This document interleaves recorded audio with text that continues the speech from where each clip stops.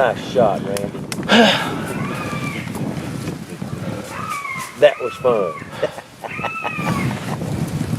I hope I got any of it. Huh? I hope I got any of it on video.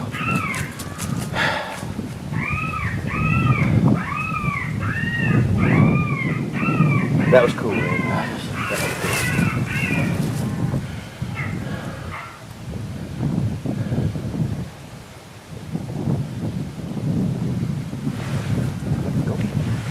She ain't never seen. Huh? She never seen you. Go. He saw her. What? Go.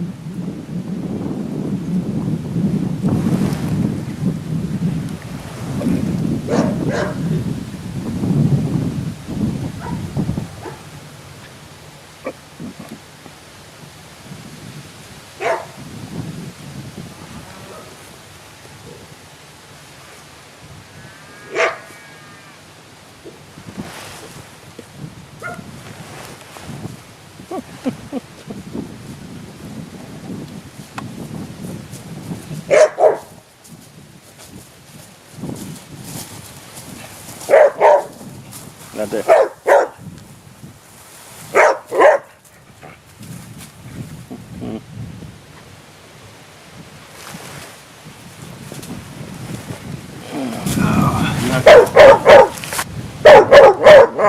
Me and my neighbor Jeff, we came out this morning and we brought Steed with us. We sat up here and the wind's blowing pretty good, and really expected the coyotes to kind of come out on our left. That was the way we were set up. I looked up and this one came in on the right, and I had to turn around. I had to get the camera turned plumb around. The dog never saw the coyote, but the coyote saw the dog, and he was really locked in. Coyote had to look in the sun at us, so he couldn't really tell what we were, but he was unsure. But it was a call deal to where I had a choice.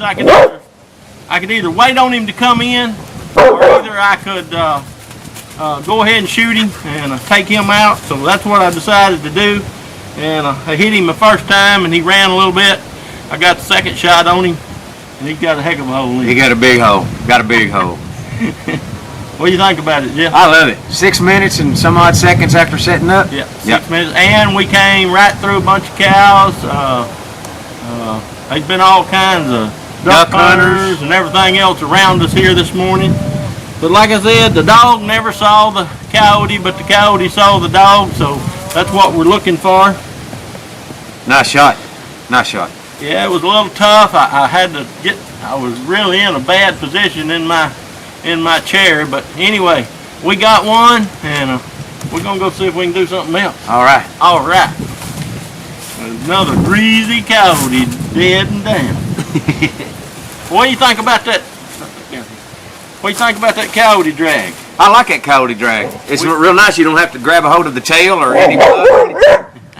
You just We got a guy, Henson Outfitters, that's making them for us, and it's a pretty neat rig. We really enjoyed using it and not having to drag the one. It's a whole lot easier to drag him than it is to carry.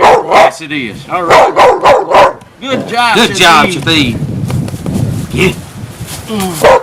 All right, what we're doing right now is we're setting up a little display here for you about Mojo. Now, Mojo makes decoys, and they make some awesome decoys, and they're easy to set up, easy to use, leastwise it would be if I could get it on this clip. By the way, that's Mac and Prowler's deal there. That's Oh. not Mojo. All right. Well, we use this because sometimes we set up real in thick places and, excuse me, for the animal to be able to see the decoy, you got to get it above all the brush.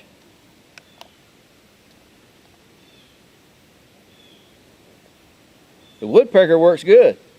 Woodpecker works good. What about the puppy dog? Puppy dog works good. This is Killer, by the way. We got to introduce you to Killer. Yep, Killer is the new boy out on the market. And we've seen some people said that they didn't like it. What you want to make sure you do is you don't let your little kids see it because they're going to want it. We've had a lot of people said that they wouldn't use it because of the way it looks. Oh. What they don't understand is, what more could you ask for? One of the biggest prey animals or food sources of a coyote is a puppy. Yep. You got a puppy right here.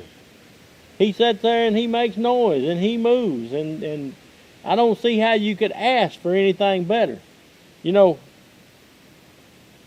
hunters are real bad to see something and they say, "Oh, I don't like the looks of it." I don't care what I like. What I care about is what that coyote thinks or that bobcat thinks when he's coming in. Yeah. And we've already had one bite it. We've had 4 or 5 more that we killed at 20 yards out, standing staring at it, and we just didn't want to take the chance of losing them, but they probably would have came right on into it because it makes noise. Mm-hmm. Right. Another thing that it's real good about is you can put it anywhere. You can lay it anywhere. A lot of guys that hunt in cold weather, like froze ground and stuff, they've complained about the critter because they couldn't stick it in the ground or whatever. This thing here don't matter. You lay it up on a rock. You can lay it up on a tree limb. You can lay it anywhere that it'll lay, it'll work. And what about hanging it? Yeah, you can hang it too. You got a loop. Huh. You can hang that from a tree. I mean, you can do anything with it. I said, it'll work no matter how you put him, he'll work. You know, and then a lot of guys complained about the critter. You know, about it being weak here. We've had this critter going on 4 years, Right. which I know we don't hunt in frozen ground and all that stuff, but we do hunt in hard ground, and this is hard. It's real hard.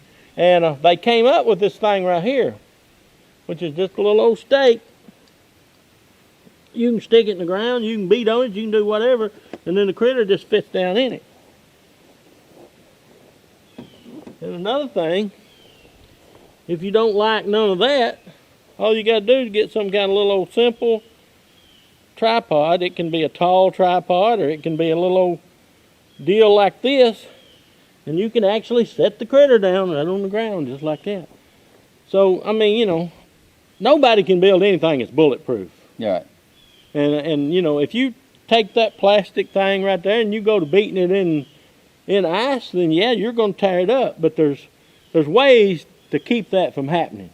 Like, you know, all you got to do is a little old simple tripod eliminates all of that, And then if you want to put it on a taller tripod, like a little cheap camera tripod, you can put it off the ground that high if you're hunting in brushy areas and stuff like that. Why didn't you think of that earlier? Before we came up with this? That's just for the woodpecker. Oh, okay. This is for the woodpecker. That's for the woodpecker. All right, I'm going to get over here now. And one of the things that we have learned is, or that I've learned about predator hunting, Mac has taught me that if you're using a hand call, they're going to come into that sound. And they're looking at the sound. We had that happen last weekend. Yep. Well, as the coyote come in, first thing, he's looking right at us because Mac's using a hand call. And all of a sudden he sees something out of the corner of his eye and he turns and he spots killer here. And when he did, he threw it up and stopped. Then all of his attention was on killer. That's right, and to give us time to reposition a little bit, Yeah. and make the shot, and we got the coyote. And one of the things that we don't do now that we used to wear face masks and gloves and all this kind of stuff. The M2D camo kind of works itself, I guess, but when they're focused on these critters and the woodpecker and the puppy dog, You don't have to hide as much as you did when the coyote was coming in looking for you. Yeah. It makes a big difference what he's looking for, and especially people that use mouth calls. Right. You know, for the mouth call, that coyote or bobcat, he's honed in right where that sound's coming from. Well, with the puppy dog, you can have him out there 50, 75, 100 yards everywhere you want to put him, and that animal comes in. He may have been looking at you, but then when he gets close enough to hear that, his attention immediately goes to that. We've done had that happen several times. Several times. Like I said, people are laughing about the puppy dog right now, but the die-hard hunters that know what they're doing, it won't be long until the puppy dog will be all you'll hear about. Yeah. If they have any way close to the success that we've had in the last 7 hunts, we have taken 13 coyotes and we have used the puppy dog on every one of them. And that is more than twice what we normally do. And we used to use the critter exclusively. That's all we would use was the critter. We got the woodpecker. We started using them in combination. They work good. It's hard to carry this around. The critter's easy to carry, but the puppy dog, it covers pretty much all of it. Right. You know, like I said, you can hang it, you can lay it, you can stand it, you can do, you know. Well, we whatever. travel a lot on foot, so we need something that's lightweight. When we're going somewhere in a vehicle or a four-wheeler or something like that, it's all right to have this thing. But another thing you can do, excuse me, is to hang this in a tree. Oh yeah, you can hang that in a tree. You don't have to have a hanger. But a lot of places where we want to set up our decoy, We don't there's have not that a luxury. tree. Yeah. So there's not a tree. We're in the trees and we're trying to get the coyote out in the open to where we can get a good shot at him. Yeah. So we're back in the trees. And I come up with this little old stand here for the woodpecker, and about the only time we use it is when we're hunting out of our high rack truck. Right. When we're hunting out of our high rack truck to where we can carry a lot of this excess stuff. Now, granted, you can put the woodpecker in your backpack and you can take it with you, but you got to find something To hang him to on. hang him on. You know, so we use the puppy dog pretty much now. That's about the only decoy that we use. Well, just because he's just so easy to carry. He's so easy to carry. What I do is I clip him. I clip him onto the back of my backpack. I just got a little old clip. I clip him on right there, and he rides on my back. Mm-hmm. We're not, well, let's say what we are. We're country boys. We like hunting, and we like hunting predators. And we're not politicians or anything like that. But when we find something that works, we're going to use it. We don't use anything that doesn't work very long. Right. If it don't work, if it's a shoddy product or if it's something that does not work, we do not promote it. I wouldn't be promoting this right here Mm-hmm. if it didn't work, because, you know, and there's people out there, they're sniggering and laughing about this, but all I can tell them is they ain't been using it. They'll Right. quit sniggering and laughing when they start using this. Yep. I mean, For real. you know, I mean, I've had guys say, Well, why did they make it look like that? If they had made it brown or whatever, it would have blended in with the grass and stuff. And this sticks out. They can see this from a long ways off. Right. You know, the white and the black, it looks like a little puppy dog that has got away from the farmhouse, and the coyote's first reaction is, oh boy, easy dinner. He ain't even going to fight back. Yep. And so that's what makes it so, the color of it is one thing that makes it deadly. Mm-hmm. The sound and the movement is a plus, but the color makes it deadly. Well, I am pleased, and I'm using that word very loosely, but these are absolutely the best products I have ever seen in my life when it comes to predator hunting. They're the best decoys, the best thought out. They work good. They're easy to maneuver, easy to get around, to carry, to tote, to do whatever you need to have done.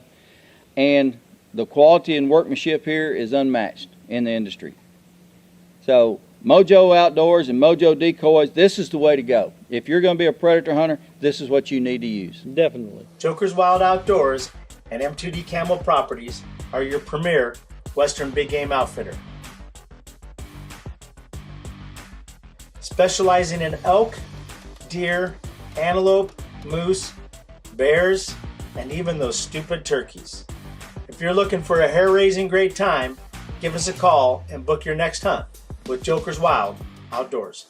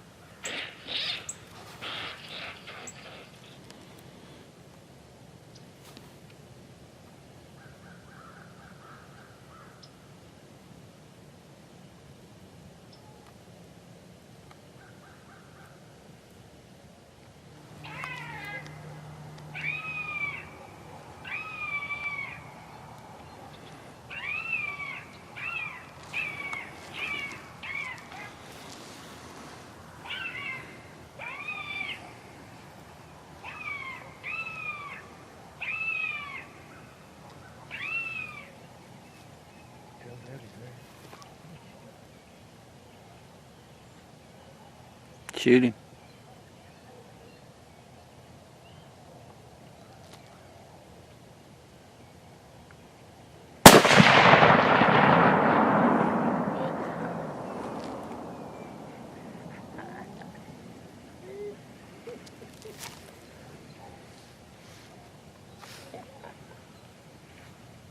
Bushmaster 308, dead in his tracks. Dead in his tracks. Never moved. Good job, man.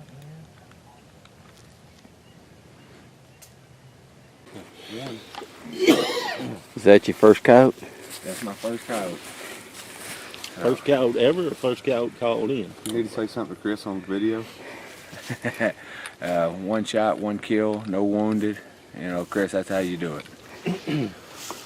Well, my brother Zeb came in from where he works at McNeese State University for Thanksgiving, and we decided to go out and try to kill some coyotes since he'd never killed one when we called it in. And got him to come in. One came in, and he seen us move, and but another one ended up coming in, and he shot him with the new Bushmaster 308. It dropped him dead in his tracks.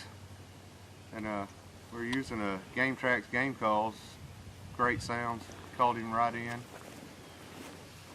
And what do you think, Zeb? How's coyote hunting? It's definitely exciting. It came up to my left and coming straight for the call, and I definitely loved the gun, loved the way it shot, and like you said, it dropped him in his tracks right where he was at.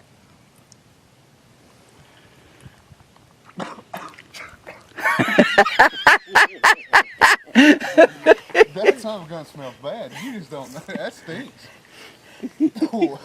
I don't handle smells very well, just so you know. Well, that's an old dog there. He's probably the head honcho around here, or was. They're going to have a new leader. Yeah. I think we killed the leader. That coyote's about as big as any I've ever seen. Biggest one we've Wise. Wide his head is. He's big all over. And he is pretty colored too. I'm staying back from him because he don't smell very good. I'll do it. And it's not the outside of him, because where I touch him with my hand don't stink. It's that you got him in the guts, and then he's bleeding out his mouth now. He's going to start to swell up. Teeth are well worn too. Sorry, I usually do that better than that, but that's gross, man. Maybe we need to pull the coyote out of the way and do another. Need to do some shopping for some double tap ammo to drop that bull of a lifetime? Joker's Wild Outdoors has you covered. Need some new Vortex optics? Definitely check us out at jokerswildoutdoors.com. Or maybe you need a new Alps pack to pack out that bull of a lifetime that you just harvested with your bow. Early season? Need some trail cameras? Joker's Wild Outdoors has you covered. For all your online shopping needs, go to jokerswildoutdoors.com and pick something up today.